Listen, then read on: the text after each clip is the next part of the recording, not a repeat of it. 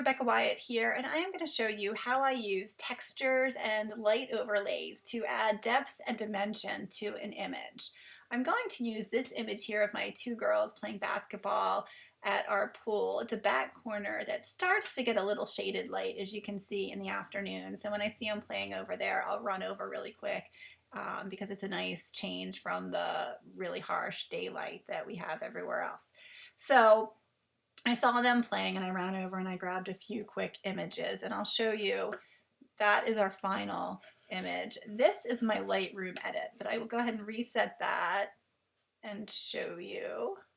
This is my original image. It was completely overexposed, but definitely salvageable. Nothing important was blown out. I just didn't have time to get my settings where I want them before the girls probably started yelling at me. So we get what we can and we work from there.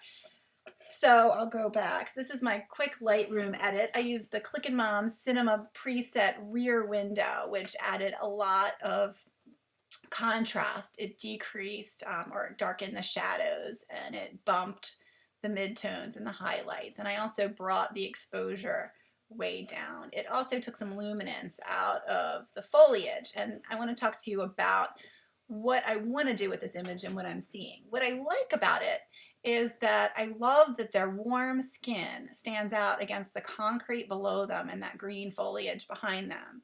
And I also love how that works with the orange ball as well.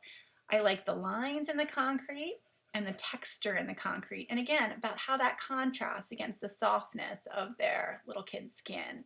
And I love the light that you can't really see very well, but I could see it with my eye, and you can see on the dappled light on the ground where the light and the shadows are that there was some pretty cool light coming through.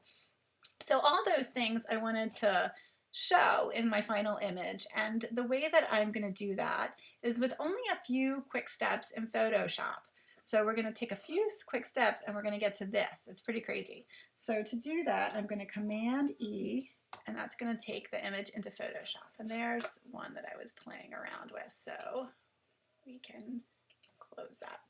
And so I'm going to go to my actions, and the first thing I'm going to do is I'm going to use this clean workflow from the organic set for CM. I use it a lot. I don't know, I just started using it and I think it just makes things a tad bit cleaner and helps me out. So I'm going to close these out.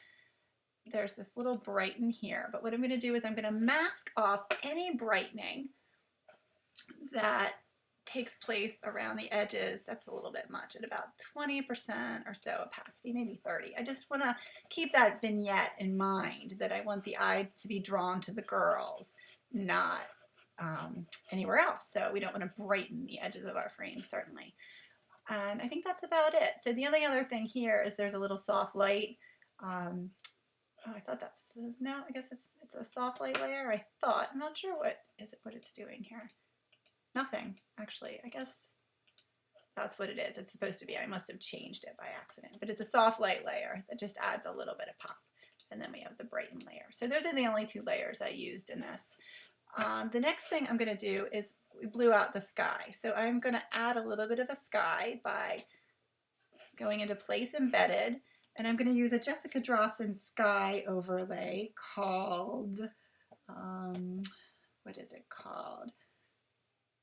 Splash. And as that comes up, I'm going to click Place, and it's going to place it. I can put it in multiply blend mode, and you can see there's some sky there now. I'm going to click Enter, add a layer mask, and get a black brush, this time at 100%, and I'm going to brush it off everywhere I don't want it.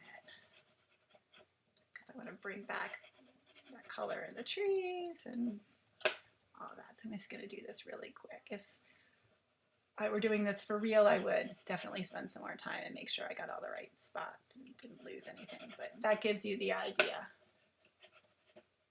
The next thing I'm going to do is I'm going to add a flare to replicate or return that light that was there in real life coming. So I use this PBK Flare 16A from the Lightscape collection in the Click and Mom store, and that is filled with really a whole bunch of flares and bokeh and really cool stuff. So I recommend highly that you check it out if you're interested in this type of thing. So I'm going to Command A, Command C, and then I'm going to go back to my image here and Command V, and then I'm going to Command T and move it to the top. I can change the blend mode to screen, and you'll see what it's going to look like here. And put it about where the sun was and hit enter. I'm going to bring the opacity down just a little bit so it's not quite as strong. And the reason I picked that flare, first of all, was the direction of the light is where the sun was really coming from. And I also wanted to add the warmth of that orange. Some flares you'll find or light overlays will be whiter, some will be more orange. So I really wanted to add that orange, again, thinking in mind the orange of their skin and the ball.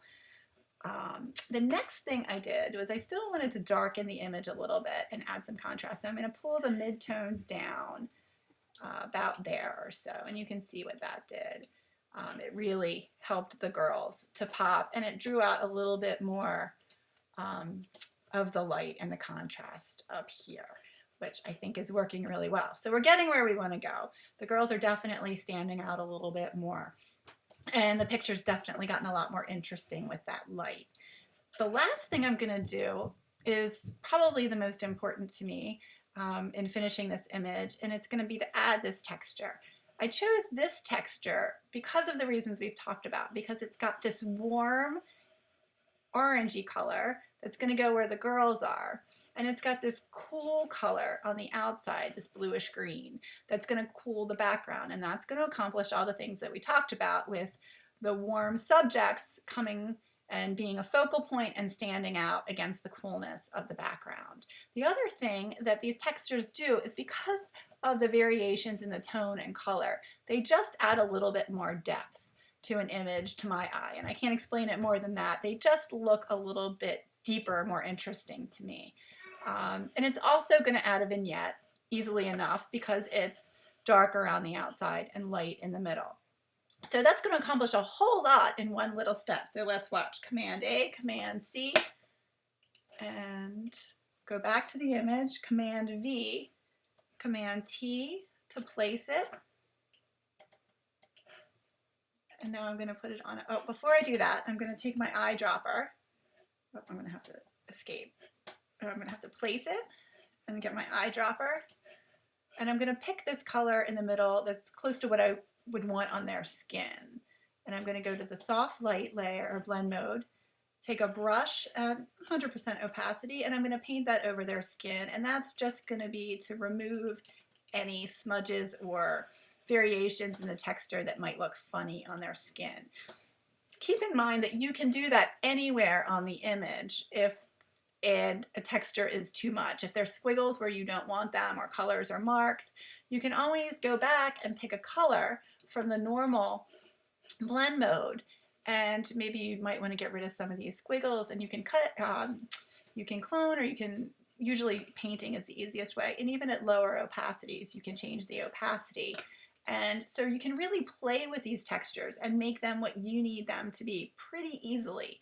So you don't have to work with it exactly as it is. You can definitely make it work for your image, even if there are squiggles or scratches in places that you don't want them. It's an easy fix. But this looks good to me. I'm going to reduce the opacity a little bit here. And so let's take a look at what we have. If we go back to the history, I took a picture. So this is what we came in to Photoshop with from our Lightroom edit. And this is where we are now with just a few steps. Most dramatically, I think, this texture layer, and certainly the light added a lot too. So I don't even know that we needed that sky there. It does make a difference if you see. The sky does make a difference a little bit. So that is what we did in Photoshop. Now I did take it back to Lightroom, and I'm going to go back to this. I would just click Command S to save it, and it would pop back here in Lightroom.